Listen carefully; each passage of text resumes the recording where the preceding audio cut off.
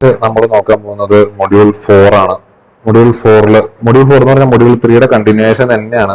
Module 3 നമ്മൾ ഏറ്റവും അവസാനം പഠിച്ചിരുന്നത് ക്രാങ്ക് ഷാഫ്റ്റ് ആണ്. ആ ക്രാങ്ക് ഷാഫ്റ്റ് കഴിഞ്ഞിട്ട് പിന്നെ വരുന്ന കമ്പോണന്റ് എന്ന് പറഞ്ഞാൽ ഫ്ലൈ വീൽ ആണ്. അപ്പൊ ഫ്ലൈ വീലിൽ നിന്നാണ് നമ്മുടെ മൊഡ്യൂൾ 4 സ്റ്റാർട്ട് ചെയ്യണത്. നമുക്ക് ഫസ്റ്റ് ഫ്ലൈ വീൽ നോക്കാം. അപ്പൊ ഫ്ലൈ വീൽ എന്ന് പറഞ്ഞാൽ വേറൊന്നുമല്ല, നമ്മൾ കണ്ടതാണ്.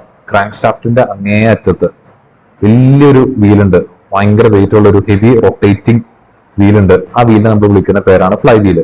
അപ്പൊ ഫ്ലൈ വീലിനെ പറ്റി നമ്മൾ പറഞ്ഞ heavy rotating wheel at the rear end of the crank shaft എന്നാണ്. ക്രാങ്ക് ഷാഫ്റ്റിന്റെ പുറയിലായിട്ടാണ് ഈ വീല് വരുന്നത്. അതിന് ഭയങ്കര ഹെവി വെയിറ്റും ആണ്.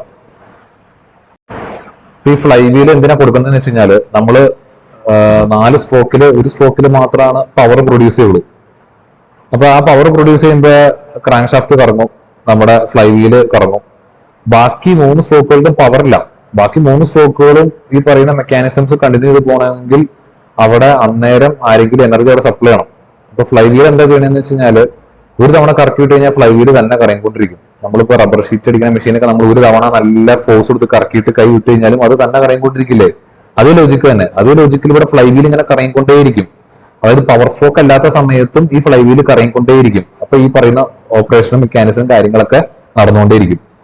അപ്പൊ ചുരുക്കി പറഞ്ഞാൽ ഫ്ലൈ വീലിന്റെ ഉപയോഗം, ഫംഗ്ഷൻ എന്ന് പറഞ്ഞു കഴിഞ്ഞാൽ പൊട്ടൻഷ്യൽ എനർജീനെ സ്റ്റോർ ചെയ്യുക എന്നുള്ളതാണ്. പവർ സ്ട്രോക്കിന്റെ സമയത്ത് എനർജി സ്റ്റോർ ചെയ്യുക, അതേപോലെ ബാക്കി സ്ട്രോക്കുകളുടെ സമയത്ത് ഈ സ്റ്റോർ ചെയ്ത എനർജീനെ റിലീസ് ചെയ്യുക എന്നുള്ളതാണ് നമ്മുടെ ഫ്ലൈ വീലിന്റെ പണി. ഇനി ഫ്ലൈ വീൽ ഉണ്ടാക്കിയിരിക്കുന്ന കാസ്റ്റ് അയൺ യൂസ് ചെയ്തിട്ടാണ്. ഇനി ഫ്ലൈ വീലിന്റെ കുറച്ച് ഫംഗ്ഷൻസ് ഇവിടെ പറയുന്നുണ്ട്. ഫ്ലൈ വീലിന്റെ ആദ്യത്തെയും ഏറ്റവും ഇമ്പോർട്ടന്റ് ആയിട്ടുള്ള ഫംഗ്ഷൻസ് ഏതാണ്? എനർജി സ്റ്റോർ ചെയ്യുക, അതുപോലെ തന്നെ സപ്ലൈ ചെയ്യുക എന്നുള്ളതാണ്. പവർ സ്ട്രോക്കിന്റെ സമയത്ത് എനർജി സ്റ്റോർ ചെയ്യുക, അതേപോലെ ബാക്കിയുള്ള സ്ട്രോക്കുകളുടെ സമയത്ത് എനർജി സപ്ലൈ ചെയ്യുക. ഇനി അതുപോലെ തന്നെ ഈ ഫ്ലൈ വീൽ ഇങ്ങനെ ഹെവി മാസാണ്. അപ്പൊ പെട്ടെന്ന് അതിന്റെ അകത്ത് സ്പീഡിലും ടോർക്കിലൊന്നും വേരിയേഷൻസ് വരില്ല.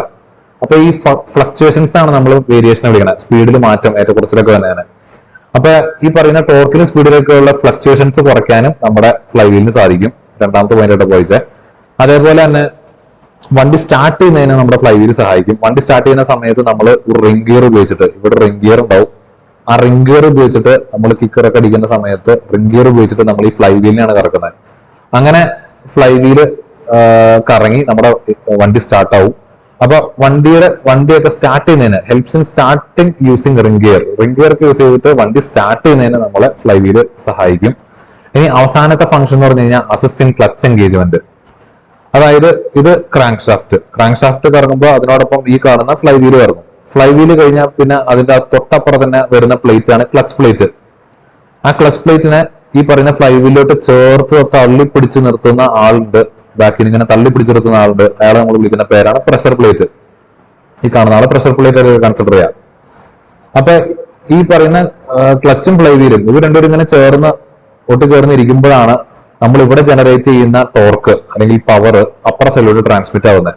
ഇവിടെ പിന്നെ ഗിയർ ബോക്സ്, അത് കഴിഞ്ഞിട്ട് പിന്നെ പോയി വണ്ടിയുടെ വീൽസിലോട്ട് പവർ എത്തും. അപ്പൊ ക്ലച്ച് നമ്മൾ അപ്ലൈ ചെയ്തില്ലെങ്കിൽ ഇതേ രീതിയിലായിരിക്കും ഇരിക്കണം ഫ്ലൈ വീലും ക്ലച്ച് പ്ലേറ്റും. നമ്മൾ ക്ലച്ച് അപ്ലൈ ചെയ്യുന്ന സമയത്ത് പ്രഷർ പ്ലേറ്റ് റിലീസ് ആവും. പ്രഷർ പ്ലേറ്റ് റിലീസ് ആവുന്ന സമയത്ത് അവിടെ ഫോഴ്സ് ഇല്ലാണ്ടാവും. ഫോഴ്സ് ഇല്ലാണ്ടായി കഴിയുമ്പോൾ ഈ ഫ്ലൈ വീൽ, ഈ പറയുന്ന ക്ലച്ച് പ്ലേറ്റ് ബാക്കോട്ട് നീങ്ങുക ചെയ്യണം. അതായത് ഫ്ലൈ വീലും ക്ലച്ച് പ്ലേറ്റും നമ്മൾ കോണ്ടാക്ട് ഇല്ലാത്ത അവസ്ഥ വരും. അന്നേരം വണ്ടിയുടെ വീൽസിലോട്ട് പവർ എത്തൂല. വണ്ടി ഓൺ ആണ്, ഫ്ലൈ വീല് റൊട്ടേറ്റ് ചെയ്യുന്നുണ്ട്, പക്ഷെ വണ്ടിയുടെ വീൽസിലോട്ട് പവർ എത്തില്ല. അപ്പൊ ഈ രീതിയിൽ ക്ലച്ച് എൻഗേജ്മെന്റ് ഡിസെൻഗേജ്മെന്റ്, നമ്മൾ ക്ലച്ച് അപ്ലൈ ചെയ്യുക എന്നുള്ള ആ ഒരു മെക്കാനിസം നടക്കുന്നത് ഈ പറയുന്ന ഫ്ലൈ വീലിന്റെ സഹായത്തോട് കൂടിയിട്ടാണ്. അപ്പൊ ആ പറഞ്ഞ അതേ കാര്യങ്ങൾ തന്നെ ഇവിടെ ഏറ്റവും ഷോർട്ട് ആയിട്ടുള്ള രീതിയിൽ അവതരിപ്പിച്ചാണ് ഞാൻ കാണുന്നത്. അപ്പൊ നിങ്ങൾക്ക് എക്സാമിന് വരയ്ക്കാൻ എളുപ്പത്തിനുള്ള ഫിഗർ ഇതാണ്. അപ്പൊ ഈ രീതിയിൽ ഫിഗർ വരച്ചിരിക്കുക ഫ്ലൈ വീൽ ചോദിക്കുമ്പോ. ഇനി ഫ്ലൈ വീൽ എന്താ? ഹെവി റൊട്ടേറ്റിംഗ് പാർട്ടാണ്. അതെവിടെ ഇരിക്കുന്നത്? On the rear end of the crank ഷാഫ്റ്റിന്റെ പുറകിലായിട്ടാണ് ഇരിക്കുന്നത്. അതേപോലെ അത് മേക്ക് ചെയ്തിരിക്കുന്നത് എന്ത് വെച്ചിട്ടാ? കാസ്റ്റ് അയൺ വെച്ചിട്ടാണ് മേക്ക് ചെയ്തിരിക്കുന്നത്. അതിന്റെ പണി എന്താ? റൊട്ടേഷണൽ എനർജി സ്റ്റോർ ചെയ്യുക എന്നുള്ളതാണ്. എപ്പോഴാണ് സ്റ്റോർ ചെയ്യണേ? പവർ സ്ട്രോക്കിന്റെ സമയത്ത് റൊട്ടേഷണൽ എനർജി സ്റ്റോർ ചെയ്യുക, ബാക്കിയുള്ള സ്ട്രോക്കുകളുടെ സമയത്ത് ഈ പറയുന്ന സ്റ്റോർ ചെയ്ത എനർജിനെ റിലീസ് ചെയ്യുക എന്നുള്ളതാണ് നമ്മുടെ ഫ്ലൈ വീലിന്റെ പണി. ഇനി ഫ്ലൈ വീലിന്റെ ഫംഗ്ഷൻസ്, ബാക്കി എല്ലാ ഫംഗ്ഷൻസും കൂട്ടിച്ചേർത്ത് നമ്മളിവിടെ പറയുന്നുണ്ട്. ആദ്യത്തെ ഫംഗ്ഷൻ എന്ന് പറഞ്ഞാൽ ഇപ്പൊ പറഞ്ഞ ഫംഗ്ഷൻ തന്നെയാണ്. പവർ സ്ട്രോക്കിന്റെ സമയത്ത് എനർജി സ്റ്റോർ ചെയ്ത് ബാക്കിയുള്ള സ്ട്രോക്കുകളുടെ സമയത്ത് എനർജിനെ റിലീസ് ചെയ്യുക. രണ്ടാമത്തെ പണി ഫ്ലക്ച്വേഷൻ എന്ന് പറഞ്ഞ കീവേഡ് വെച്ചിട്ട് ഓർത്തിരിക്കുക. രണ്ടാമത്തെ പണി എന്തായിരുന്നു? സ്പീഡിലും ടോർക്കിലും വരുന്ന ഫ്ലക്ച്വേഷൻസ് റെഡ്യൂസ് ചെയ്യുക. മൂന്നാമത്തെ പണി എന്ന് പറഞ്ഞാൽ വണ്ടിയുടെ സ്റ്റാർട്ടിങ്ങിൽ സഹായിക്കുക. എങ്ങനെ സഹായിക്കണേ? റിംഗ് ഗിയർ ഉപയോഗിച്ചിട്ടാണ് സഹായിക്കുന്നത്. ഇനി മൂന്നാമത്തെ പണി എന്ന് പറഞ്ഞാൽ ക്ലച്ച് എൻഗേജ്മെന്റിന് സഹായിക്കുക. ക്ലച്ച് എൻഗേജ്മെന്റിൽ ഫ്ലൈ വീലിന് വലിയ ഇമ്പോർട്ടൻസ് ഉണ്ട്. അടുത്ത് നമുക്ക് നോക്കാനുള്ളത് വൈബ്രേഷൻ ഡാമ്പർ ആണ്. ഇപ്പൊ നമ്മളിപ്പോ തൊട്ട് മുന്നേ ക്രാങ്ക് ഷാഫ്റ്റിന്റെ ഏറ്റവും ബാക്കിൽ ഇരിക്കുന്ന ആള് എന്ന് പറഞ്ഞ ഒരു വലിയ വീലിനെ പരിചയപ്പെട്ടു. അയാളായിരുന്നു ഫ്ലൈ വീല്. ഇനി അതേപോലെ തന്നെ ക്രാങ്ക് ഷാഫ്റ്റിന്റെ ഫ്രണ്ടിൽ ഇരിക്കുന്ന ഒരു വീലുണ്ട്. ആ വീലിനെ നമ്മൾ വിളിക്കുന്ന പേരാണ് വൈബ്രേഷൻ ഡാമ്പർ. അപ്പൊ വീൽ എന്തിനാണെന്ന് ചോദിച്ചു കഴിഞ്ഞാൽ അതിന്റെ പേരിൽ തന്നെ നമുക്ക് അതിന്റെ വർക്കിംഗ് മനസ്സിലാവും. Vibration damper. വൈബ്രേഷൻ എന്താണെന്ന് നമുക്കറിയാം. ഡാമ്പർ എന്ന് പറഞ്ഞു കഴിഞ്ഞാൽ കുറയ്ക്കാനുള്ള എന്തോ ടെക്നിക്ക് എന്നാണ്. അതായത് വൈബ്രേഷൻ ഉണ്ട് അവിടെ, ആ വൈബ്രേഷൻ കുറയ്ക്കാനുള്ള എന്തോ ഒരു ടെക്നിക്കാണ് വൈബ്രേഷൻ ഡാമ്പർ യൂസ് ചെയ്യുന്നത്. അപ്പൊ ഇതിന്റെ അകത്ത് ആദ്യം നമുക്ക് മെയിൻ ആയിട്ടുള്ള ഇമ്പോർട്ടന്റ് ഉള്ള പാർട്സുകളെ പരിചയപ്പെടാം. Damper, fly wheel, crank shaft pulley, rubber ring. അപ്പൊ നമുക്കിവിടെ കാണാം ഏറ്റവും നടുക്ക് ഇരിക്കുന്നത് ക്രാങ്ക് ഷാഫ്റ്റ്. ഈ ക്രാങ്ക് ഷാഫ്റ്റിന്റെ ചുറ്റുമാണ് ഈ സാധനം വെച്ചിരിക്കുന്നത്. ഈ മഞ്ഞ കളറിൽ ക്രാങ്ക് ഷാഫ്റ്റ് വിചാരിക്കുക. അതിന്റെ ചുറ്റും 3 കളറിലായിട്ട് 3 പേര് കൊടുത്തിട്ടുണ്ട്. അത് ഈ പറയുന്ന 3 പേരാണ്. അപ്പൊ ക്രാങ്ക് ഷാഫ്റ്റ് മഞ്ഞ കളർ, അതിന്റെ ചുറ്റും ഇരിക്കുന്ന ആള്, ഫസ്റ്റ് വരുന്ന ആള് ക്രാങ്ക് ഷാഫ്റ്റ് പുള്ളിയാണ്. ക്രാങ്ക് ഷാഫ്റ്റ് പുള്ളി. ഇനി ക്രാങ്ക് ഷാഫ്റ്റ് പുള്ളിയുടെ വെളിയില് നീല കളറിലിരിക്കുന്നത് റബ്ബർ റിംഗ് ആണ്. ഇനി ആ റബ്ബർ റിങ്ങിന്റെ വെളിയിൽ പച്ച കളറിൽ കാണിച്ചിരിക്കുന്നത് ഡാമ്പർ ഫ്ലൈ വീലാണ്. നമ്മുടെ മറ്റേ ഫ്ലൈ വീല് പോലെ തന്നെ ഒരു ഫ്ലൈ വീല്, പക്ഷെ അത്രയും വലിയ ഫ്ലൈ വീലല്ല, എന്നാലും അതേ കോൺസെപ്റ്റ് തന്നെ, ഒരു അത്യാവശ്യം മാസമുള്ള ഒരു സാധനം. അപ്പൊ നടുക്ക് ക്രാങ്ക് ഷാഫ്റ്റ്, അത് ഇതിന്റെ പാർട്ടിൽ പെടുന്ന സാധനമല്ല. ഇതിന്റെ പാർട്ടിൽ പെടുന്ന ആള്, അതിന്റെ തൊട്ട് വെളിയിലിരിക്കുന്ന ക്രാങ്ക് ഷാഫ്റ്റ് പുള്ളി, അതിന്റെ മുകളിൽ റബ്ബർ റിങ്, അതിന്റെ മുകളിൽ ഡാമ്പർ ഫ്ലൈ വീല്. ഇങ്ങനെ 3 പേരാ വരുന്നത്. ഇനി പാർട്സ് പഠിച്ചു. ഇനി ഇവിടെ എങ്ങനെയാണ് ഈ വൈബ്രേഷൻ ഉണ്ടാവുന്നത് നമുക്ക് നോക്കാം. പവർ സ്ട്രോക്കിന്റെ സമയത്ത് നമ്മുടെ പിസ്റ്റൺ താഴത്തോട്ട് മൂവ് ചെയ്യും. പിസ്റ്റൺ താഴത്തോട്ട് മൂവ് ചെയ്യുമ്പോൾ ക്രാങ്ക് ഷാഫ്റ്റിന്റെ താഴത്തോട്ട് പുള്ളി ചെയ്യും. താഴത്തോട്ട് ഇങ്ങനെ ഒരു കുത്തു വെച്ച് കൊടുക്കണ പോലെ ആയിരിക്കും ക്രാങ്ക് ഷാഫ്റ്റിന് അങ്ങനത്തെ ഒരു എഫക്റ്റ് ഉണ്ടാവുക. അപ്പൊ അവിടെ ട്വിസ്റ്റിംഗ് എന്ന് പറഞ്ഞൊരു ഫോഴ്സ് ആണ് ഉണ്ടാവണേ. ഈ കൈയൊക്കെ പിടിച്ചിരിക്കുന്ന രീതിയിലുള്ള ഒരു ഫോഴ്സ്. അപ്പൊ അവിടെ ഈ പവർ സ്ട്രോക്കിന്റെ സമയത്ത് ട്വിസ്റ്റ് ഉണ്ടാവും. പക്ഷെ ബാക്കി സ്ട്രോക്കുകളുടെ സമയത്ത് ഈ പറയുന്ന ട്വിസ്റ്റ് ഉണ്ടാവില്ല. അത് ഡിസപ്പിയർ ആയി പോകും. കാരണം അവിടെ അങ്ങനെ ഒരു തള്ളു വന്നില്ല.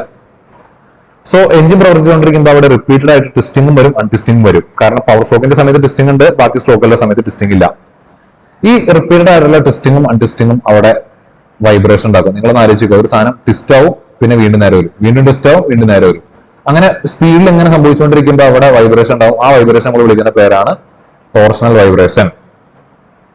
അപ്പൊ ഇത്ര നേരം പറഞ്ഞ കാര്യങ്ങളെ ഒന്നുകൂടെ പറയാം. വൈബ്രേഷൻ എങ്ങനെ ഉണ്ടായെന്ന് വരെയാണ് പറഞ്ഞത്, എങ്ങനെ തടയാനെന്ന് പറഞ്ഞിട്ടില്ല. അപ്പൊ ഒന്നുകൂടെ പറയാം. നമ്മുടെ വൈബ്രേഷൻ ഡാമ്പർ ക്രാങ്ക് ഷാഫ്റ്റിന്റെ ഫ്രണ്ട് എൻഡിലാണ് ഇരിക്കുന്നത്. അതിന്റെ അകത്ത് വരുന്ന പാർട്സ് 3 പേരാണ്. Crank shaft pulley, rubber ring, അതുപോലെ തന്നെ ഡാമ്പർ ഫ്ലൈ വീല്. തൊട്ട് വെളിയിലിരിക്കുന്ന ഇയാള്, ഈ ചുവന്ന നിറത്തിലുള്ള ആണ് ക്രാങ്ക് ഷാഫ്റ്റ് പുള്ളി, അതിന്റെ വെളിയിൽ റബ്ബർ റിങ്, അതിന്റെ വെളിയിൽ ഡാമ്പർ ഫ്ലൈ വീല്. അപ്പൊ വൈബ്രേഷൻ ഉണ്ടാവുന്നത് എങ്ങനെയാണെന്ന് വെച്ച് കഴിഞ്ഞാൽ പവർ സ്ട്രോക്കിന്റെ സമയത്ത് ട്വിസ്റ്റിംഗ് ഉണ്ടാവും ക്രാങ്ക് ഷാഫ്റ്റില്, ബാക്കി സ്ട്രോക്കുകളുടെ സമയത്ത് ട്വിസ്റ്റിംഗ് ഇല്ല. അപ്പൊ എഞ്ചിൻ പ്രവർത്തിക്കുമ്പോൾ അവിടെ റിപ്പീറ്റഡ് ആയിട്ട് ട്വിസ്റ്റിംഗ് ഉണ്ടാവും, അൺട്വിസ്റ്റിംഗ് ഉണ്ടാവും. ഇത് മൂലം അവിടെ ഉണ്ടാകുന്ന വൈബ്രേഷൻ ആണ് ടോർഷണൽ വൈബ്രേഷൻ. ഇനി അപ്പൊ ഈ വൈബ്രേഷൻ തടുക്കാൻ വേണ്ടിയിട്ട് നമുക്ക് ചെയ്യാവുന്ന കാര്യം എന്ന് പറഞ്ഞു കഴിഞ്ഞാൽ ഈ ട്വിസ്റ്റിംഗ് കൂടുതൽ സംഭവിക്കാതെ നോക്കുക എന്നുള്ളതാണ്.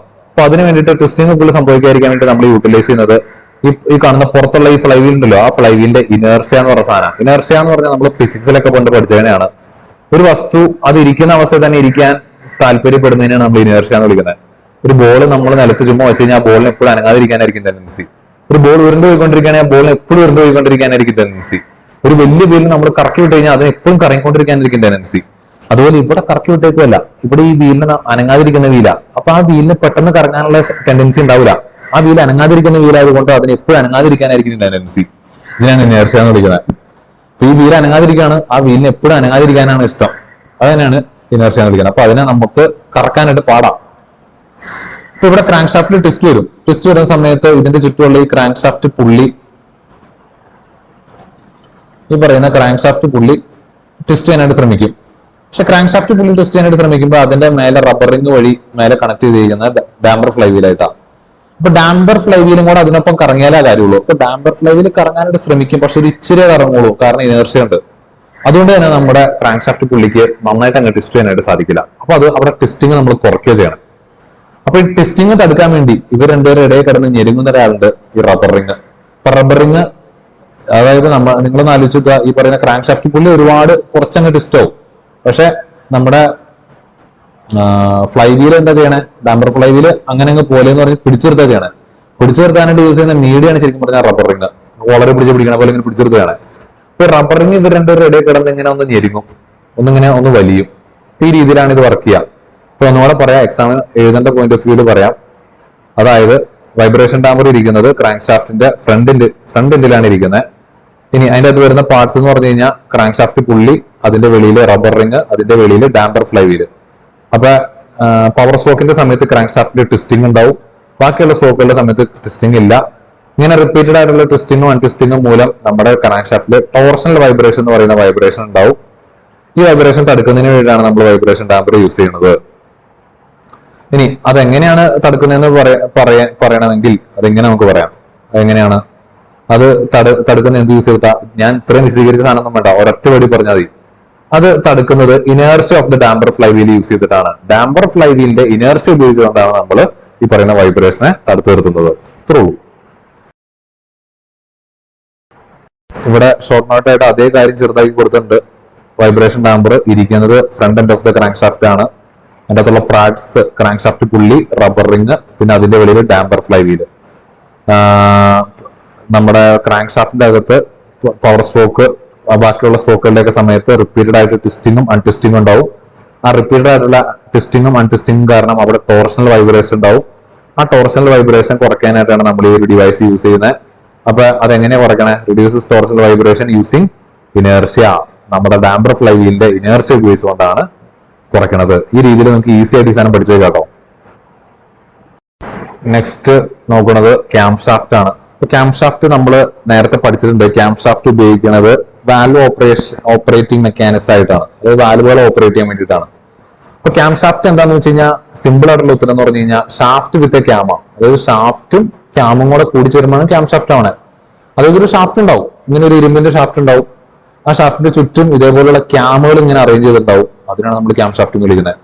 അപ്പൊ ക്യാം എന്ന് പറഞ്ഞാൽ ഈ പറയുന്ന ഒരു എഗ്ഗിന്റെ ഷേപ്പ് എന്ന് പറയാൻ പറ്റില്ല, എന്നാലും ഇതുപോലെ ഒരു ഷേപ്പ് ഉള്ള ഒരു വസ്തുവാണ്. അതിനാണ് നമ്മൾ ക്യാം എന്ന് വിളിക്കുന്നത്. ആ ക്യാമിന് ഒരു ഹയർ സ്പോട്ട് ഉണ്ട്, അതായത് ഇച്ചിരി മൂക്ക് പോലെ നീളം കൂടിയ ഒരു ഭാഗമുണ്ട്, ഇങ്ങനെ ഇരിക്കുന്ന കൂർത്തിരിക്കുന്ന ഭാഗം. അത് നമ്മൾ വിളിക്കുന്ന പേരാണ് ക്യാം ലോബ് അല്ലെങ്കിൽ സാധാ ലോബ്, LOBE. അപ്പൊ ഈ പറയുന്ന ക്യാം കറങ്ങുന്ന സമയത്ത് നിങ്ങളൊന്ന് ആലോചിക്കുക, ഈ ലോബ് നേരെ ഇപ്പൊ ഇതിന് താഴെ ആയിരിക്കും ഒരു വാൽവ് ഇരിക്കണേ.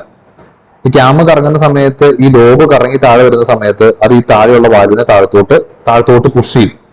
കാരണം ഈ നീളം കൂടിയ ഭാഗം താഴത്തോട്ട്, ഈ നോസ് പോലെ ഇരിക്കുന്ന മൂക്ക് പോലെ ഇരിക്കുന്ന ഭാഗം താഴത്തോട്ട് വരുമ്പോൾ അത് നമ്മുടെ വാൽവിനെ താഴത്തോട്ട് പുഷ് ചെയ്യും. അന്നേരം വാൽവ് ഓപ്പൺ ആവും. തിരിച്ച് ഈ ലോബ് തിരിഞ്ഞു പോകുന്ന സമയത്ത് വാൽവ് അതിന്റെ സീറ്റിലോട്ട് തിരിച്ചു വരും. അത് അന്നേരം വാൽവ് ക്ലോസ് ആവും. ഇതേപോലെ ഈ ക്യാമിന്റെ കറക്കത്തിലൂടെയാണ് നമ്മുടെ വാൽവ് ഓപ്പറേഷൻ നടക്കുന്നത്, വാൽവിന്റെ ഓപ്പണിങ് ക്ലോസിങ് നടക്കണേ. അപ്പൊ ഈ ക്യാം കറങ്ങണമെങ്കിൽ ക്യാം ഷാഫ്റ്റ് കറങ്ങണം, കാരണം ക്യാം ഷാഫ്റ്റിലാണ് ഈ സാധനമൊക്കെ വെച്ചേക്കണേ. അപ്പൊ ഈ പറയുന്ന ക്യാം ഷാഫ്റ്റിനെ കറക്കുന്നത് നമ്മുടെ ക്രാങ്ക് ഷാഫ്റ്റ് ആണ്. ക്രാങ്ക് ഷാഫ്റ്റിൽ നിന്ന് ടൈമിംഗ് ബെൽറ്റ് ഉപയോഗിച്ചിട്ട് അല്ലെങ്കിൽ ടൈമിംഗ് ചെയിൻ ഉപയോഗിച്ചിട്ട് നമുക്ക് കാണിച്ചു തരാം കേട്ടോ. ഇവിടെ ഈ ഫിഗർ കാണുന്ന, ഈ സെന്ററിൽ കാണുന്ന ക്രാങ്ക് ഷാഫ്റ്റും ഇത് ക്യാം ഷാഫ്റ്റും ആണ്. അപ്പൊ ഇതിന് രണ്ടിനെയും തമ്മിൽ കണക്ട് ചെയ്തിരിക്കുന്ന ടൈമിംഗ് ചെയിൻ അല്ലെങ്കിൽ ടൈമിംഗ് ബെൽറ്റ് ഒക്കെ ഉപയോഗിച്ചിട്ടാണ് കണക്ട് ചെയ്യാറ്. അപ്പൊ ക്രാങ്ക് ഷാഫ്റ്റ് കറങ്ങുമ്പോൾ അതിനോടൊപ്പം ആരും കൂടെ കറങ്ങും? ക്യാം ഷാഫ്റ്റും കൂടെ കറങ്ങും. ഇനി ഗിയറിന്റെ വലിപ്പ വ്യത്യാസമുണ്ട്, ഇതിന്റെ രണ്ടിന്റെ ചുറ്റുമുള്ള ഗിയറിൽ വലിപ്പ വ്യത്യാസമുണ്ട്. അത് എന്തിനാന്ന് വെച്ച് കഴിഞ്ഞാല് ക്രാങ്ക് ഷാഫ്റ്റ് ഒരു തവണ കറങ്ങുമ്പോൾ ക്യാം ഷാഫ്റ്റ് പകുതി ഇറങ്ങാവുള്ളൂ. അല്ലെങ്കിൽ ഇങ്ങനെ പറയാം, ക്രാങ്ക് ഷാഫ്റ്റ് 2 തവണ ഇറങ്ങുമ്പോൾ ക്യാം ഷാഫ്റ്റ് ഒറ്റ തവണ ഇറങ്ങാവുള്ളൂ. സ്പീഡ് കുറവുണ്ടാവുള്ളൂ. അപ്പൊ സ്പീഡ് കുറയ്ക്കാൻ വേണ്ടിയിട്ടാണ് വലിയ ഗിയർ കൊടുത്തേക്കണേ. അപ്പൊ ക്യാം ഷാഫ്റ്റിനെ പറ്റിയുള്ള കാര്യങ്ങൾ നമുക്ക് ഒന്നുകൂടെ പറയാം. ഷാഫ്റ്റ് പ്ലസ് ക്യാം, ഷാഫ്റ്റും ക്യാമും കൂടെ കൂടി ചേരുമ്പോഴാണ് നമ്മുടെ ക്യാം ഷാഫ്റ്റ് ആവണത്. ഇനി നമ്മുടെ ക്യാമിനെ എടുത്തു കഴിഞ്ഞാൽ ക്യാമിന്റെ അകത്ത് നീളം കൂടിയ ഭാഗമുണ്ട്, ആ ഭാഗത്തിന് നമ്മൾ വിളിക്കുന്ന പേരാണ് ലോബ്. ഇനി നമ്മുടെ ക്യാമിരിക്കുന്ന ക്യാം ഷാഫ്റ്റിനെ റൊട്ടേറ്റ് ചെയ്യുന്ന ആള്, കറക്കുന്ന ആള് നമ്മുടെ ക്രാങ്ക് ഷാഫ്റ്റ് ആണ്. ക്രാങ്ക് ഷാഫ്റ്റും ക്യാം ഷാഫ്റ്റും നമ്മൾ ടൈമിംഗ് ബെൽറ്റ്, ടൈമിംഗ് ചെയിനൊക്കെ ഉപയോഗിച്ചിട്ട് കണക്ട് ചെയ്തിട്ടുണ്ടാവും. ഇനി നമ്മൾ പറഞ്ഞൊരു പോയിന്റ് ഉണ്ട്, സ്പീഡിന്റെ കേസ് പറഞ്ഞില്ലേ, ഗിയറിന്റെ വലിപ്പ വ്യത്യാസം പറഞ്ഞു. Cam shaft is made to rotate at half speed of the crank shaft. Crank shaft കറങ്ങുന്നതിന്റെ പകുതി സ്പീഡിൽ മാത്രമാണ് ക്യാം ഷാഫ്റ്റ് കറങ്ങുള്ളൂ. ക്രാങ്ക് ഷാഫ്റ്റ് 2 തവണ കറങ്ങുമ്പോഴാണ് ക്യാം ഷാഫ്റ്റ് ഒരൊറ്റ തവണ കറങ്ങുള്ളൂ. ഇനി ക്യാം ഷാഫ്റ്റിന്റെ ഫംഗ്ഷൻസ് നമ്മൾ നോക്കിക്കഴിഞ്ഞാൽ ഏറ്റവും ഇമ്പോർട്ടന്റ് ആയിട്ടുള്ള, അതുപോലെ മെയിൻ ആയിട്ടുള്ള ഫംഗ്ഷൻ എന്ന് പറഞ്ഞാൽ inlet and exhaust valve opening closing ആണ്, അവരെ കൺട്രോൾ ചെയ്യാന്നുള്ളതാണ്. അതുകൂടാതെ വേറെ 2 പണി കൂടെ ഉണ്ട്. അത് നമുക്ക് ഇവിടെ നോക്കിക്കഴിഞ്ഞാൽ മനസ്സിലാവും. ഈ കാണുന്ന വെള്ള കളറിലൊക്കെ 1, 2, 3, 4 ഇവരൊക്കെ ക്യാമുകളാണ്. ഈ കാണിച്ചിരിക്കുന്ന സാധനമാണ്. പക്ഷെ അത് കൂടാതെ ഇവിടെ ഒരു ഹെലിക്കൽ ഗിയർ കൊടുത്തിട്ടുണ്ട്. അതേപോലെ തന്നെ ഇവിടെ ഒരു എക്സെൻട്രിക് ക്യാമും കൂടെ ഉണ്ട്. ഇങ്ങനെ രണ്ട് സാധനങ്ങളും കൂടെ അവിടെ എക്സ്ട്രാ വരുന്നുണ്ട്. ഹെലിക്കൽ ഗിയർ അവിടെ പേര് കൊടുത്തിട്ടുണ്ട്. ഹെലിക്കൽ ഗിയർ കൊടുത്തിരിക്കുന്നത് ഓയിൽ പമ്പിനെ കൺട്രോൾ ചെയ്യാൻ വേണ്ടിയിട്ടാണ്. ഈ ലൂബ്രിക്കേഷൻ ഓയിൽ മേലോട്ട് പമ്പ് ചെയ്ത് തന്നാലോ, അതിന് വേണ്ടിയിട്ട് അവിടെ ഒരു ഓയിൽ പമ്പ് യൂസ് ചെയ്യുന്നുണ്ട്. അതിനെ ഓപ്പറേറ്റ് ചെയ്യുന്നത് നമ്മുടെ ക്യാം ഷാഫ്റ്റാണ്. ക്യാം ഷാഫ്റ്റ് കറങ്ങുമ്പോൾ അതുവഴിയാണ് നമ്മുടെ ഓയിൽ പമ്പ് ഓപ്പറേറ്റഡ് ആവുന്നത്. അതുപോലെ AC മെക്കാനിക്കൽ ഫ്യൂവൽ പമ്പ്, ഫ്യൂവലിന് നമ്മുടെ ടാങ്കിൽ നിന്ന് പമ്പ് ചെയ്ത് എത്തിക്കണം, അല്ലെ, നമ്മുടെ എഞ്ചിനിലോട്ട് എത്തിക്കണം. അപ്പൊ അതിനു വേണ്ടിയിട്ട് ഒരു മെക്കാനിക്കൽ ഫ്യൂവൽ പമ്പ് ഉണ്ട്. ആ ഫ്യൂവൽ പമ്പിനെ ഓപ്പറേറ്റ് ചെയ്യാനായിട്ട് ഒരു എക്സെൻട്രിക് ക്യാം കൂടെ കൊടുത്തിട്ടുണ്ട്. അപ്പൊ അത് രണ്ടും കൂടെ നമ്മൾ എക്സ്ട്രാ ആയിട്ട് പറയണം. ഡിസ്ട്രിബ്യൂട്ടറിന്റെ കേസും കൂടെ ഇവിടെ പറയുന്നുണ്ട്, അത് പറഞ്ഞില്ലെങ്കിൽ കുഴപ്പമില്ല. അതായത് എക്സ്ട്രാ ആയിട്ട് ഒരു ഹെലിക്കൽ ഗിയർ ഓയിൽ പമ്പിനെ ഓപ്പറേറ്റ് ചെയ്യും. അതേപോലെ ഒരു എക്സെൻട്രിക് ക്യാം ഉണ്ട്. എക്സെൻട്രിക് ക്യാം AC മെക്കാനിക്കൽ പമ്പിനെയും ഓപ്പറേറ്റ് ചെയ്യും. അപ്പൊ ഷോർട്ട് നോട്ട് നമുക്ക് ജസ്റ്റ് ഒന്ന് നോക്കാം. ഇതാണ് ക്യാം ഷാഫ്റ്റ്. ക്യാം ഷാഫ്റ്റിൽ പറയേണ്ട കാര്യങ്ങൾ എന്തൊക്കെയാ? ക്യാം ഷാഫ്റ്റ് എന്ന് പറഞ്ഞാൽ ക്യാം വിത്ത് ഷാഫ്റ്റ് ആണ്. ക്യാം ഷാഫ്റ്റ് കൂടി ചേരുമ്പോഴാണ് ക്യാം ഷാഫ്റ്റ് ആവുന്നത്. ക്യാം ഷാഫ്റ്റിന്റെ അകത്ത് ക്യാം ലോബ് എന്ന് പറഞ്ഞ സാധനമുണ്ട്. അതായത് നീളം കൂടിയ നോസ് മൂക്ക് പോലെ ഇരിക്കുന്ന ഭാഗത്ത് നമ്മൾ വിളിക്കുന്ന പേരാണ് ക്യാം ലോബ്. ഇനി ക്യാം ഷാഫ്റ്റിനെ ഡ്രൈവ് ചെയ്യുന്നത് ആരാണ്? ക്രാങ്ക് ഷാഫ്റ്റ് ആണ്. കറക്കുന്നത് ക്രാങ്ക് ഷാഫ്റ്റ് ആണ്. എങ്ങനെയാണ് കറക്കുന്നത്? ടൈമിംഗ് ഗിയർ ഉപയോഗിച്ചിട്ടാണ് കറക്കുന്നത്. ഇനി ക്യാം ഷാഫ്റ്റിന്റെ സ്പീഡ് എന്ന് പറഞ്ഞാൽ എങ്ങനെയാ? Cam shaft is equal to half the speed of crank shaft. Crank shaft എത്ര സ്പീഡിലാണ് കറങ്ങുന്നത്? അതിന്റെ പകുതി സ്പീഡിൽ മാത്രമാണ് ക്യാം ഷാഫ്റ്റ് കറങ്ങാവുള്ളൂ. ഇത്രയും പഠിച്ചു കഴിഞ്ഞാൽ മൊത്തം നമുക്ക് പറയാൻ പറ്റും. ഇനി ക്യാം ഷാഫ്റ്റ് ആരൊക്കെയാണ് ഓപ്പറേറ്റ് ചെയ്യുന്നത്? ഓയിൽ പമ്പിന് ഓപ്പറേറ്റ് ചെയ്യും. ഡിസ്ട്രിബ്യൂട്ടർ പറഞ്ഞില്ലെങ്കിൽ കുഴപ്പമില്ല, ഓരം പഠിച്ചായി. ഓയിൽ പമ്പിനെ ഓപ്പറേറ്റ് ചെയ്യുന്നത് എങ്ങനെ ഓപ്പറേറ്റ് ചെയ്യുന്നത്? ഹെലിക്കൽ ഗിയർ ഉപയോഗിച്ചിട്ടാണ് ഓപ്പറേറ്റ് ചെയ്യുന്നത്. അതേപോലെ തന്നെ നമ്മുടെ AC മെക്കാനിക്കൽ പമ്പിനെ ഓപ്പറേറ്റ് ചെയ്യും. AC മെക്കാനിക്കൽ പമ്പിനെ ഓപ്പറേറ്റ് ചെയ്യാനായിട്ട് യൂസ് ചെയ്യുന്നത് എക്സെൻട്രിക് ക്യാം ആണ്. ഇത്തരം കാര്യങ്ങളാണ് നമുക്ക് ക്യാം ഷാഫ്റ്റിനെ പറ്റി പറയാനുള്ളത്. ഇനി നമ്മൾ പറഞ്ഞു ക്രാങ്ക് ഷാഫ്റ്റും ക്യാം ഷാഫ്റ്റും തമ്മിൽ ബന്ധമുണ്ട്. ക്രാങ്ക് ഷാഫ്റ്റ് കറങ്ങുമ്പോഴാണ് ക്യാം ഷാഫ്റ്റ് കറങ്ങണത്.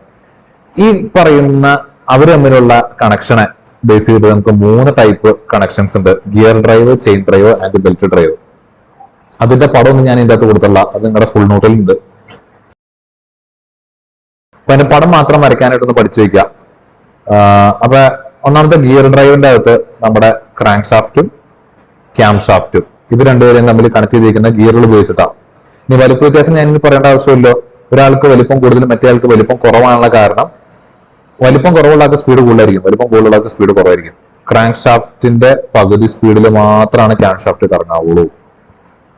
ബാക്കി അഥവാ ഇനി എന്തെങ്കിലും ഡിസ്ക്രിപ്റ്റീവ് ആയിട്ട് എഴുതാനുണ്ടെങ്കിൽ അത് നിങ്ങളുടേതായ സ്വന്തം വേർഡ്സിൽ നിങ്ങൾ എഴുതിട്ടോ. കാരണം ഈ പറയുന്ന ഞാൻ ഈ പറഞ്ഞ വർക്കിംഗ് തന്നെ നിങ്ങളുടെ സ്വന്തം വേർഡ്സിൽ എഴുതിയാൽ മതി. ഇനി ചെയിൻ ഡ്രൈവിലോട്ട് വരുമ്പോൾ അവിടെ യൂസ് ചെയ്യുന്നത് ചെയിൻ ആയിരിക്കും. അതായത് ഇതാണ് ക്രാങ്ക് ഷാഫ്റ്റ്, ഇതാണ് ക്യാം ഷാഫ്റ്റ്. അതിന് രണ്ടിന്റെയും മുകളിലായിട്ട് ഗിയറുകൾ ഉണ്ടാവും. ആ ഗിയറുകളെ തമ്മിൽ ഡയറക്റ്റ് മെഷ് ചെയ്തേക്കല്ല, അവർ തമ്മിൽ ഡയറക്റ്റ് കോണ്ടാക്ട് ഇല്ല. പകരം ഇവർ തമ്മിൽ കണക്ട് ചെയ്തിരിക്കുന്നത് ഒരു ടൈമിംഗ് ചെയിൻ ഉപയോഗിച്ചിട്ടാണ്. ഇനി ബെൽറ്റ് ഡ്രൈവിലോട്ട് വരുമ്പോൾ ഇതേപോലെ തന്നെ ഇവരെ തമ്മിൽ കണക്ട് ചെയ്യുന്നത് ടൈമിംഗ് ചെയിനിന് പകരം ടൈമിംഗ് ബെൽറ്റ് ആയിരിക്കും. അത്രയും വ്യത്യാസമുള്ളൂ. നെക്സ്റ്റ് നമ്മൾ പഠിക്കാൻ പോകുന്നത് എഞ്ചിൻ വാൽവ്സിനെ പറ്റിയിട്ടാണ്. അപ്പൊ എഞ്ചിൻ വാൽവ്സ് 3 ടൈപ്പ് ഉണ്ട്: പോക്കറ്റ് വാൽവ്, സ്ലീവ് വാൽവ്, അതുപോലെ തന്നെ റോട്ടറി വാൽവ്. പക്ഷെ ഇവിടെ നമ്മൾ പഠിക്കുന്നത് ഒരേ ഒരു വാൽവിനെ പറ്റി മാത്രമായിരിക്കും. ബാക്കി 2 ടൈപ്പ് വാൽവുകൾ ഇപ്പൊ യൂസ് ചെയ്യാറില്ല. അതുകൊണ്ട് നമ്മൾ പഠിക്കുന്നത് ഈ ആദ്യം കാണുന്ന പോക്കറ്റ് വാൽവിനെ പറ്റി മാത്രമായിരിക്കും. അപ്പൊ വാൽവുകളെ പറ്റി, എഞ്ചിൻ വാൽവിനെ പറ്റി വർക്കിംഗ് എഴുതാൻ പറഞ്ഞാൽ നിങ്ങൾ പോക്കറ്റ് വാൽവിന്റെ വർക്കിംഗ് എഴുതിയാൽ മതി. നമ്മുടെ പോക്കറ്റ് വാൽവ് എന്നുള്ള പേര് കിട്ടാനുള്ള കാരണം പോപ്പിംഗ് അപ്പ് ആൻഡ് ഡൗൺ, അതിങ്ങനെ മേലോട്ട് താഴത്തോട്ട് പൊങ്ങി താന്നും കളിക്കുന്നത് കൊണ്ടാണ് അതിനെ നമ്മൾ പോക്കറ്റ് വാൽവ് എന്ന് വിളിക്കാനുള്ള കാരണം. ഇനി അതിന്റെ ഷേപ്പ് കാരണം, കൂണ് പോലുള്ള ഷേപ്പ് കാരണം ഇതാണ് പോക്കറ്റ് വാൽവ്. അതിനെ നമ്മൾ മഷറൂം വാൽവ് എന്ന് വിളിക്കാറുണ്ട്. ഇനി അതിന്റെ പാർട്സ് എന്ന് പറഞ്ഞാൽ ആകെ 2 പാർട്സ് ഉള്ളൂ: ഒരു ഹെഡും അതുപോലെ തന്നെ ഒരു സ്റ്റെമ്മും. അതിനൊരു തലഭാഗവും ഉണ്ട്, അതുപോലെ തന്നെ ഒരു ഒടലും ഉണ്ട്, ഒരു സ്റ്റെമ്മും ഉണ്ട്. ഇതിന്റെ അഡ്വാൻറ്റേജസ് നമ്മൾ പറയുമ്പോൾ ഒന്ന് സിംപ്ലിസിറ്റി, ഭയങ്കര സിമ്പിൾ ആയിട്ടുള്ള കൺസ്ട്രക്ഷൻ ആണ്. രണ്ടാമത് സെൽഫ് സെന്ററിങ്, ഈ സാധനം അങ്ങോട്ടും ഇങ്ങോട്ടും വെട്ടിപ്പോവില്ല, തന്നെ സെന്റർ പൊസിഷനിലൂടെ വന്നോളൂ. മൂന്നാമത് it is free to rotate about the stem axis. Stem axis എന്ന് പറഞ്ഞാൽ ഇതാണ്. ഈ സ്റ്റെമ്മിന്റെ ആക്സിസിനെ അബൌട്ട് ആയിട്ട് ഈ സാധനത്തിന് ഇങ്ങനെ കറങ്ങാനായിട്ട് സാധിക്കും. ഇനി ഗുഡ് സീലിംഗ് എഫിഷ്യൻസി, അതായത് വാൽവിന്റെ ഒരു ഉദ്ദേശം എന്ന് പറഞ്ഞു കഴിഞ്ഞാൽ ആവശ്യമില്ലാത്ത സമയത്ത് അത് പക്കയായിട്ട് അടഞ്ഞിരിക്കണം. അതായത് ആ നന്നായിട്ട് അടഞ്ഞിരിക്കാനുള്ള കഴിവും സീലിംഗ് എഫിഷ്യൻസി നമ്മുടെ ഈ പറയുന്ന പോക്കറ്റ് വാൽവിനുണ്ട്. അപ്പൊ അഡ്വാൻറ്റേജസ് വായിച്ചു നോക്കുക, ഈ സാധനങ്ങൾ പഠിക്കുക. ഇനി ഇതിന്റെ കൺസ്ട്രക്ഷൻ നമുക്ക് നോക്കാം, എന്തൊക്കെ പ്രത്യേകതകളുള്ളതെന്ന് നോക്കാം. ഈ വാൽവിന്റെ ഹെഡ് നമ്മൾ നോക്കി കഴിഞ്ഞാൽ അതിന്റെ അറ്റത്ത് ചെറിയൊരു ഭാഗം, ഒരു എക്സ്ട്രാ ലെയർ, അത് ശരിക്കും പറഞ്ഞാൽ ഇങ്ങനെ കൂർത്തിരിക്കേണ്ട ഭാഗമായിരുന്നു. ആ കൂർത്തിരിക്കേണ്ട ഭാഗത്തിന്റെ അടിയിൽ ചെറിയൊരു എക്സ്ട്രാ ലെയർ കൊടുത്തേക്കണ കാണാം. അത് നമ്മൾ വിളിക്കുന്ന പേര് മാർജിൻ എന്നാട്ടോ. അപ്പൊ അതിന്റെ അടിയിൽ ഒരു മാർജിൻ കൊടുത്തിട്ടുണ്ട്. ആ മാർജിൻ കൊടുത്തിരിക്കുന്ന വേറെ ഒന്നുമല്ല. ആ മാർജിൻ ഇല്ലേ എന്താ പ്രശ്നം എന്ന് പറഞ്ഞു കഴിഞ്ഞാൽ ഈ അറ്റം കൂർത്തിരിക്കുന്ന മുനകളൊക്കെ ഒടിഞ്ഞു പോകും. അപ്പൊ സ്ട്രെങ്ത് കൊടുക്കുന്നതിന് വേണ്ടിയിട്ടാണ് അവിടെ ഒരു മാർജിൻ കൊടുത്തേക്കണേ. അതുപോലെ തന്നെ ഈ ഒരു എൻഡ് എന്ന് പറഞ്ഞാൽ രണ്ട് സൈഡ് നമുക്ക് നോക്കിക്കഴിഞ്ഞാൽ മനസ്സിലാകും അത് രണ്ടും ചെരിഞ്ഞിരിക്കണേ, ഒരു ആംഗിളിലായിരിക്കുന്നത്. അതായത് 30 ഡിഗ്രി അല്ലെങ്കിൽ 45 ഡിഗ്രി ആംഗിളിൽ ചെരിച്ചാണ് വെക്കാറുള്ളത്. ഇനി വാൽവുകൾ ഉണ്ടാക്കുന്ന മെറ്റീരിയൽ പറയുകയാണെങ്കിൽ ഇൻലെറ്റ് വാൽവ് സിലിക്കൺ ക്രോം സ്റ്റീലും എക്സോസ്റ്റ് വാൽവ് ഓസ്റ്റനിക് സ്റ്റീൽ ഉപയോഗിച്ചിട്ടാണ് ഉണ്ടാക്കുന്നത്. ഇവിടെ മെറ്റീരിയൽ മാറ്റി ഓസ്റ്റനിക് സ്റ്റീൽ യൂസ് ചെയ്യാനുള്ള കാരണം നമ്മൾ നേരത്തെ പഠിച്ചായിരുന്നു. എക്സോസ്റ്റ് വാൽവിന്റെ അവിടെ ടെമ്പറേച്ചർ വളരെയധികം ഹൈ ആയിരിക്കും. അതുകൊണ്ട് ഹൈ ടെമ്പറേച്ചർ പിടിച്ച് നിർത്താനുള്ള ഒരു കഴിവ് എക്സോസ്റ്റ് വാൽവിന് വേണം. താഴത്തോട്ട് പുഷ് ചെയ്യുന്നത് നമ്മൾ കണ്ടായിരുന്നു. വാൽവിന്റെ താഴത്തോട്ട് പുഷ് ചെയ്യുന്നത് നമ്മുടെ ക്യാമാണ്. ക്യാമ കറങ്ങുമ്പോൾ ക്യാമാണ് ഈ പറയുന്ന വാൽവിന് താഴത്തോട്ട് പുഷ് ചെയ്യുന്നത്. ഈ പുഷ് ചെയ്ത ഈ വാൽവ് നേരെ തിരിച്ച് അതിന്റെ സീറ്റിൽ തിരിച്ചു വന്നിരിക്കണം വീണ്ടും, അല്ലെ? ആവശ്യം കഴിയുമ്പോൾ ക്യാമ് തിരിച്ച് കറങ്ങി പോകുമ്പോൾ ഈ പറയുന്ന വാൽവ് തിരിച്ച് മേലോട്ട് വരാനായിട്ട് നമ്മൾ ഇവിടെ ഒരു സ്പ്രിങ് യൂസ് ചെയ്യും. ആ സ്പ്രിങ്ങിനെ നമ്മൾ വിളിക്കുന്ന പേര് റീറ്റെയിനർ എന്നാണ്, റീറ്റെയിനർ സ്പ്രിങ്. അപ്പൊ ആ സ്പ്രിങ് കണക്ട് ചെയ്യാനുള്ള ഒരു ഗ്രൂവും അവിടെ കൊടുത്തിട്ടുണ്ട്. കണ്ടോ, ഇവിടെ സ്പ്രിങ് റീറ്റെയിനർ ലോ ഗ്രൂവ് എന്ന് പറഞ്ഞ് കൊടുത്തേക്കണം കേട്ടോ. അത് അതിന് വേണ്ടിയിട്ടുള്ള ഒരു ഗ്രൂവും ആ സ്പ്രിങ് കണക്ട് ചെയ്യാനുള്ള ഒരു ഗ്രൂവ് നമ്മൾ അവിടെ കൊടുത്തിട്ടുണ്ട്, ഈ കാണുന്ന ഗ്രൂവ്.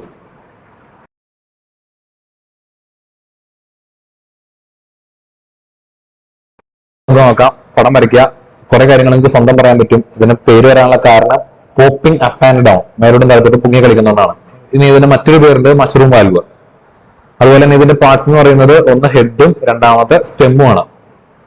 അത് കഴിഞ്ഞ് കൺസ്ട്രക്ഷൻ പറയുമ്പോൾ ഇതിന്റെ അടിയിൽ ഫസ്റ്റ് പോയിന്റ് പറയുന്നത് എന്താ, ഇതിന്റെ അടിയിൽ ഒരു മാർജിൻ ഉണ്ട്, ചെറിയൊരു മാർജിൻ കൊടുത്തിട്ടുണ്ട്. അത് സ്ട്രെങ്ത് കൂട്ടാൻ വേണ്ടിയിട്ടാണ് കൊടുത്തതാണ്. പിന്നെ അതുപോലെ തന്നെ ഒരു ആംഗിൾ ഉണ്ട്. ആംഗിൾ 30 ഡിഗ്രി അല്ലെങ്കിൽ 45 ഡിഗ്രി ആയിരിക്കും. ഇനി അതുപോലെ മേൽഭാഗത്ത് ഒരു ഗ്രൂവ് കൊടുത്തിട്ടുണ്ട്. ആ ഗ്രൂവ് കൊടുത്തേക്കണം എന്തിനു വേണ്ടിയിട്ടാ, വാൽവ് സ്പ്രിങ്, അതായത് റീറ്റെയിനർ പിടിപ്പിക്കാൻ വേണ്ടിയിട്ടാണ്.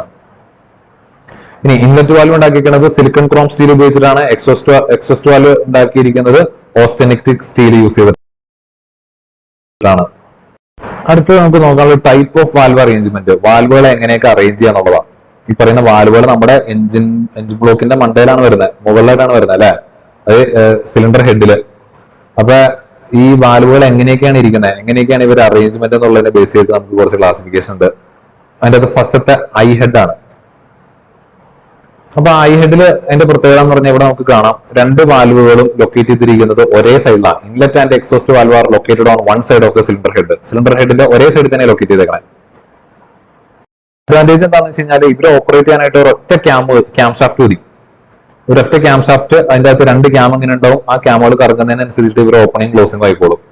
അതായത് ഇവർ ഓപ്പറേറ്റ് ചെയ്യാനായിട്ട് ഒരൊറ്റ ക്യാം ഷാഫ്റ്റ് മതി. കാരണം ഇവർ രണ്ടുപേരും ഇരിക്കുന്നത് എന്താ, ഒരേ സൈഡിൽ തന്നെയാണ്. രണ്ട് സൈഡിലാണെങ്കിൽ നമുക്ക് രണ്ട് ക്യാം ഷാഫ്റ്റ് വേണ്ടി വന്നേനെ. ഇവിടെ ഒരൊറ്റ സിംഗിൾ ക്യാം ഷാഫ്റ്റ് മതി എന്നുള്ളതാണ് അതിന്റെ അഡ്വാൻറ്റേജ്. എക്സാമ്പിളുകൾ കൊടുത്തിട്ടുണ്ട് അംബാസഡർ ആൻഡ് അശോക് ലെയ്ലാൻഡ്. ഇനി എൽ ഹെഡിലോട്ട് വരുമ്പോൾ അതിന്റെ ഷേപ്പ് വെച്ചിട്ടാണ് എൽ ഹെഡ് എന്ന് വിളിക്കുന്നത്. എൽ ഹെഡിലോട്ട് വരുന്ന സമയത്ത് ഇവിടെയും ഇൻലെറ്റ് ആൻഡ് എക്സോസ്റ്റ് വാൽവുകൾ നമ്മുടെ സിലിണ്ടർ ബ്ലോക്കിന്റെ ഒരേ സൈഡിൽ തന്നെയാണ് ഇരിക്കുന്നത്. അങ്ങനെ ഒരേ സൈഡിൽ തന്നെ ഇരിക്കുന്നതുകൊണ്ട് ഈ വാൽവുകളെയൊക്കെ നമുക്ക് ഒരൊറ്റ സിംഗിൾ ക്യാം ഷാഫ്റ്റ് ഉപയോഗിച്ചിട്ട് നമുക്ക് ഓപ്പറേറ്റ് ചെയ്യാനായിട്ട് സാധിക്കും. അപ്പൊ ഇവിടെ ഒരു വാൽവ് ഉണ്ട്, അതിന്റെ അപ്പുറം അടുത്ത വാൽവ് ഉണ്ട്. ഈ രണ്ട് വാൽവുകൾ ഓപ്പറേറ്റ് ചെയ്യാൻ നമുക്ക് ഒറ്റ ക്യാം ഷാഫ്റ്റ് മതി. ഇനി ടി ഹെഡിലോട്ട് വരുന്ന സമയത്ത് അതും ഇവിടെ അതിന്റെ ഷേപ്പ് വെച്ചിട്ടാണ് ടി ഹെഡ് എന്ന് വിളിക്കാനുള്ള കാരണം. ഇവിടെ നമുക്ക് കാണാം ഇൻലെറ്റ് വാൽവും അതുപോലെ തന്നെ എക്സോസ്റ്റ് വാൽവും നമ്മുടെ എഞ്ചിൻ ബ്ലോക്കിന്റെ രണ്ട് സൈഡുകളിൽ, രണ്ട് വശങ്ങളിലായിട്ടാണ് ഇരിക്കുന്നത്. ലൊക്കേറ്റഡ് ഓൺ വൺ സൈഡില് സിലിണ്ടർ ബ്ലോക്കും അതർ സൈഡില് എക്സോസ്റ്റ് വാൽവാണ് ഇരിക്കുന്നത്. അപ്പൊ അങ്ങനെ വരുമ്പോൾ ഇവർ രണ്ടുപേരും ഓപ്പറേറ്റ് ചെയ്യാനായിട്ട് നമുക്ക് ഒരു ക്യാം ഷാഫ്റ്റ് പോരാ, പകരം രണ്ട് ക്യാം ഷാഫ്റ്റ്. ഇവിടെ ഒരു ക്യാം ഷാഫ്റ്റ് വേണം, അതുപോലെ തന്നെ ഇപ്പുറം അടുത്ത ക്യാം ഷാഫ്റ്റും വേണ്ടി വരും.